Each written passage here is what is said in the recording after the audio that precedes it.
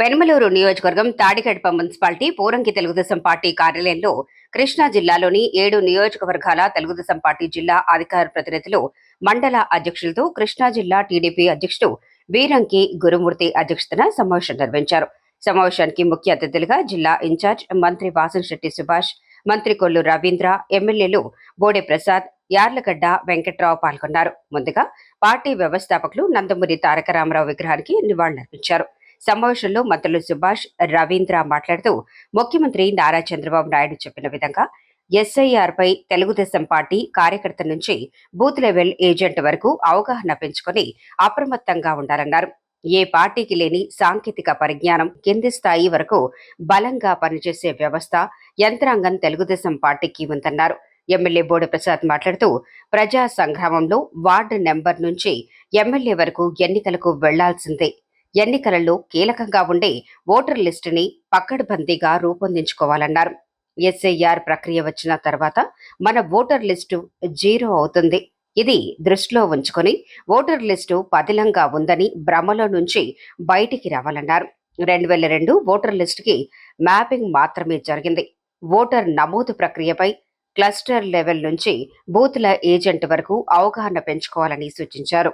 ప్రస్తుతం మన దగ్గర ఉన్న ఏకైక లక్ష్యం ఎస్ఐఆర్. సార్, నిన్న దాదాపుగా మరి ముఖ్యమంత్రి గారు వచ్చి ఆయన కూడా ఈ యొక్క ఓటర్ లిస్ట్ మీద ఏం చేయాలి అనేది చెప్పారనంటే దాని ప్రాధాన్యత మీరందరూ కూడా అర్థం చేసుకోవాలి. కింద వార్డు నెంబర్ దగ్గర నుంచి పంచాయతీ సర్పంచులు లేదా మున్సిపాలిటీలో డివిజన్ ప్రెసిడెంట్లు కానీ ఇక్కడ ఉన్న ప్రతి ఒక్కరూ కూడా ప్రజాస్వామ్యంలో ప్రతి 5 సంవత్సరాలకు ఒకసారి ఎన్నికలకు వెళ్లాల్సిందే. 26 ప్రకారం ప్రతి 20-25 సంవత్సరాలకు ఒకసారి ఓటర్ లిస్ట్ 0కి వెళ్ళిపోద్ది. మన వాళ్ళు ఎంతమందికి తెలుసు? ఎలక్షన్ కమిషన్ కావాలి అనుకుంటే ఏ నిమిషంలో అయినా మళ్ళీ ఎస్ఐఆర్కి వెళ్ళిపోవచ్చు. ఇప్పుడు 2002లో జరిగింది, మళ్ళీ ఇప్పుడు జరుగుతూ ఉంది. మన వాళ్ళు చాలా మంది అనుకుంటున్నారు ఓటర్ లిస్ట్ అంతా పదిలంగా ఉందనుకుంటున్నారు. ఈ రోజు మన ఓటర్ లిస్ట్ 0. ప్రతి ఒక్కరూ గుర్తుపెట్టుకోవాల్సిన విషయం 0. 2002 ఓటర్ లిస్టులో నమోదైన పేర్లు మ్యాపింగ్ చేశారు. అంటే పలానా వ్యక్తి ఉన్నాడు, వారి కుటుంబంలో 2 ఉన్నారా, 3 ఉన్నారా, 4 ఉన్నారా మ్యాపింగ్ చేశారు.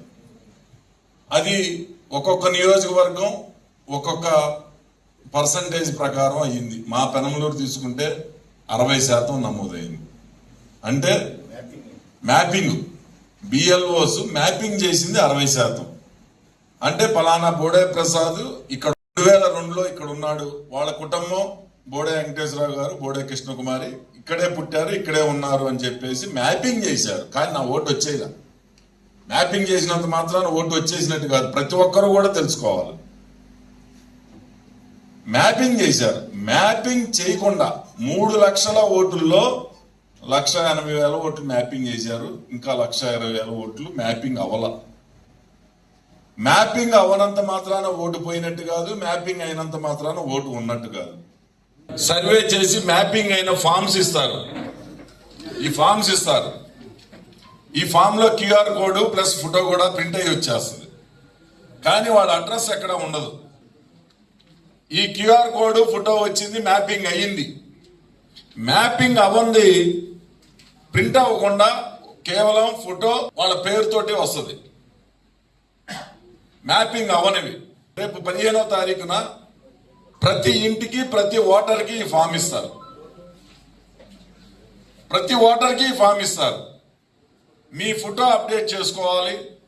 లేదు బాగానే ఉంది, నా ఫోటో అవసరం లేదు అనుకుంటే ఆ ఫోటోనే ఎగ్జిస్టింగ్ మళ్ళీ ఓటర్ లిస్ట్లో వస్తుంది. మీ ఐడి ప్రూఫ్ ఒకటి దీనికి ఇవ్వాలి. ఈ ఫాము ప్రతి ఓటర్కి డిస్ట్రిబ్యూట్ అయినాక బిఎల్ఓ ప్లస్ మన బిఎల్ఏ కలిసి 1 మంత్ లోపు కలెక్ట్ చేసుకుంటారు. 3 సార్లు తిరుగుతారు మన ఇంటికి. ఎందుకు 3 సార్లు అంటే మనం ఇంట్లో తాళం వేసున్నా, ఆఫీస్కి వెళ్ళినా లేకపోయినా 3 సార్లు తిరుగుతారు. 3 సార్లు తిరిగినాక వాళ్ళకి బిఎల్ఓకి రాడు. ఆ ఫామ్ ఇంట్లో పెట్టుకుంటే ఓడిపోయినట్టే. ఇది తప్పనిసరిగా ప్రతి ఒక్క ఓటర్కి తెలియజేయాల. మరీ ముఖ్యంగా ఏ ఒక్క ఓటరు ఓటు పోకూడదు అనుకుంటే ఈ ఏదైతే ఐడెంటిటీ కార్డ్స్ అడిగారో అవన్నీ కూడా తీసుకెళ్లి మనం బిఎల్ఓకి ఎవరిదైనా సరే ఆ తర్వాత ఓటు పోయింది, ఈ ఓటు నమోదు కాలేదు, నేను ఓడిపోయాను అని అంటే ఎవరు కూడా చేయగలిగింది ఏం లేదు. ఈ 3 నెలలు అంటే రేపు 15వ తారీఖు నుంచి స్టార్ట్ అవుతుంది. 14/7న ఆ ఎనెక్సర్ 3 ఎవరైతే కలెక్ట్ చేసుకుంటారో ఆ రోజు ఐడి కార్డులు ఇవ్వవసరంలా. ఆ రోజు మీరు సైన్ చేసి ఫోటో చేసి ఇచ్చేస్తే చాలు, ఓటర్ లిస్ట్లో డ్రాఫ్ట్ ఓటర్ లిస్ట్ వచ్చేస్తుంది. డ్రాఫ్ట్ ఓటర్ లిస్ట్ వచ్చినాక అబ్జెక్షన్స్ కానీ మనం ఏదైనా రేజ్ చేసుకోవచ్చు. ఈలోపు ఆ కావాల్సిన డాక్యుమెంట్స్ సబ్మిట్ చేస్తేనే మన ఓటు వస్తుంది. డ్రాఫ్ట్ ఫైనల్ పబ్లికేషన్ అయ్యేటప్పటికి వాళ్ళకి కావాల్సిన డాక్యుమెంట్స్ అన్ని కూడా సబ్మిట్ చేయాలి. ఏ ఒక్కటి సబ్మిట్ చేయకపోయినా ఓటు పోతుంది. తెలంగాణలో ఉండి ఇక్కడ ఆస్తులున్న వాళ్ళందరూ కూడా ఓట్లు మనం నమోదు చేయించుకోవాల్సిన అవసరం ఉంది. అక్కడ డిలీట్ చేసుకోండి అని చెప్పి ఇక్కడ పెట్టించుకోవాలి. ఇంకొకటి కూడా ఉంది, ఏదైతే ఆ హౌస్ మ్యాపింగ్ లో 2002 ఓటర్ లిస్ట్ అన్ని మనకు అందించడం జరుగుతుంది. ఆ 2002 ఓటర్ లిస్ట్ లో చనిపోయిన వాళ్ళని డిలీట్ చేయటం, తర్వాత వచ్చిన వాళ్ళని యాడ్ చేయడం, ఇది ఒకసారి మనం ఈ ప్రక్రియ అంతా చేసుకోవడానికి దీని యొక్క ముఖ్య ఉద్దేశం. అయితే దీనికి మనం అవగాహన కావాలి. ఏదో మనం ఇక్కడ మీటింగ్ పెట్టేసి మనం వెళ్ళిపోవడం కాదు. దానికోసం ఒక షెడ్యూల్ ఇచ్చాం. మొన్న రాష్ట్ర స్థాయి 2వ తారీఖు నిన్న మీటింగ్ జరిగింది. ఇవాళ మనం మీటింగ్ పెట్టుకున్నాం. రేపు 4వ తారీఖు నుంచి 10వ తారీఖు వరకు నియోజకవర్గ స్థాయిలో ఇది అవగాహన సదస్సులు పెట్టుకోవాల్సినటువంటి అవసరం. ఆ తర్వాత 14 లోపు మండల స్థాయిలో ఈ అవగాహన సదస్సులు ఒక ట్రైనింగ్ ప్రోగ్రామ్ లాంటివి చేయాల్సినటువంటి అవసరం. ఎందుకంటే చాలా ఇంపార్టెంట్ విషయం. ఇప్పుడు బోడే గారు చెప్పిందన్నీ కూడా చాలా చాలా చాలా ఇంపార్టెంట్ అయిన విషయాలు. ఇవి మనం మన వాళ్ళకి అవగాహన కల్పించాలి. ఇవాళ మనకు యంత్రాంగం ఉంది. ఏ రాజకీయ పార్టీకి లేనటువంటి యంత్రాంగం మనకు ఉంది. ఇవాళ చాలా మైన్యూట్గా ఇవాళ తెలుగుదేశం పార్టీకి ఉన్నటువంటి ఈ వ్యవస్థ ఇంతవరకు గ్రామ కమిటీలు, మండల కమిటీలు, జిల్లా కమిటీ, రాష్ట్ర కమిటీ. కానీ ఈరోజు బూత్ లెవెల్ నుంచి మనకు ఉన్నాం. కేఎస్ఎస్ కుటుంబ సాధికార సారథులు, తర్వాత బూత్ కమిటీ కన్వీనర్లు, అలాగే మనకి యూనిట్, క్లస్టర్, ఇవన్నీ కూడా ఒక సిస్టమ్ ఉంది. ఈ సిస్టమ్ ద్వారా మనం చేయాలంటే చాలా ఈజీ. ఏ ఎన్నికలు వచ్చినా, ఎందుకంటే నాకు ఒక ఉదాహరణ చెప్తా. 2014 ఎలక్షన్స్ మనం గెలిచాం. ఆ రోజు ఒక వేవ్ ఉంది. కానీ 2019 వచ్చేటప్పటికి మనం నష్టపోయాం. ఆ రోజు నేను 5,000 ఓట్లతో ఓడిపోయాను. అంటే యావరేజ్ బూత్కి సుమారు ఒక 20 ఓట్లతో నేను ఓడిపోయాను. నేను ఎన్నికల తర్వాత చూస్తే ఒక బూత్లో ఒక ఇంట్లో 11 ఓట్లు ఉంటే ఒక ఓటే ఉంది, 10 ఓట్లు మిస్ అయ్యాయి. అంటే ఇలాంటివి చెప్పుకోలేని చాలా ఉన్నాయి. మనం ఇది కానీ మిస్ అయ్యామా, బూత్కి 5 ఓట్లు 10 ఓట్లు మనం తీసుకురాగలిగితే అవి ప్రభావితం చేస్తాయి. ఇవాళ మనం వైసీపీ వాడు ఒక దుర్మార్గుడు. మన 2024 ఎలక్షన్లో మనం గెలిచామంటే ఓటర్ లిస్టు మీద మనం చేసినటువంటి పోరాటం కూడా ఒక రకంగా మనకి గెలుపులో ప్రధాన పాత్ర పోషిందని చెప్పి ఖచ్చితంగా నేను చెప్పగలుగుతాను. ఆ రోజు మన వాళ్ళందరం కూడా, మేము కూడా కోర్టులో కూడా వేసాం. ఎప్పటికప్పుడు వెళ్ళి ఎలక్షన్ కమిషన్ చెప్పడం, మన ఓట్లు తొలగించాలని చాలా ప్రయత్నాలు చేశారు. ఇవాళ మన ఓట్లు 10 తీసి వాళ్ళు 10 ఓట్లు తీసుకుంటే 20 ఓట్లు వాళ్ళకి బెనిఫిట్ అవుతుంది. కాబట్టి ఇది ఒక్కసారి మనం అవగాహన చేసుకోవాల్సినటువంటి అవసరం ఉంది. ఇది ఈ ప్రక్రియ అనేది 20 సంవత్సరాల తర్వాత 25 సంవత్సరాలు జరుగుతుంది. దీన్ని మనం రేపు మళ్ళీ 15 నుంచి 14 వరకు, జూన్ 15 నుంచి జూలై 14 వరకు మరి ఈ ప్రక్రియ అంతా ఉంటుంది. తర్వాత అబ్జెక్షన్స్ పెట్టుకుంటా కొంత టైం ఇచ్చారు. దాని తర్వాత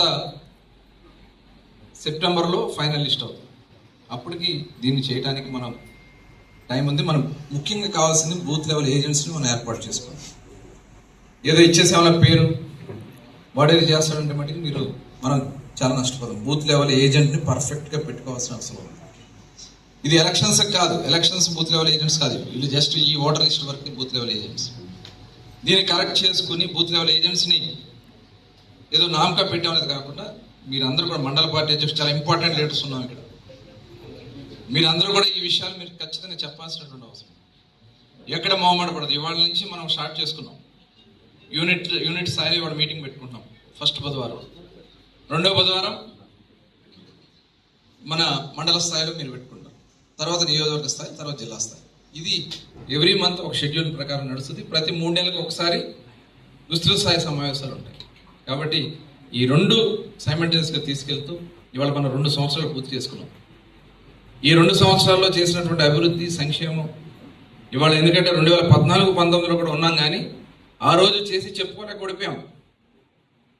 నిజంగా ఆ రోజు జరిగినటువంటి అభివృద్ధి కానీ, గ్రామాన సీసీ రోడ్లు, ఏది కావాలంటే అది మనం పనులు చేసి పెట్టాం. పథకాలు, ఎందుకంటే పెన్షన్లే మా దగ్గర ఆ రోజున 1000 ఇచ్చేవాడు, నియోజకవర్గం అంతా పంచమనేవాడు.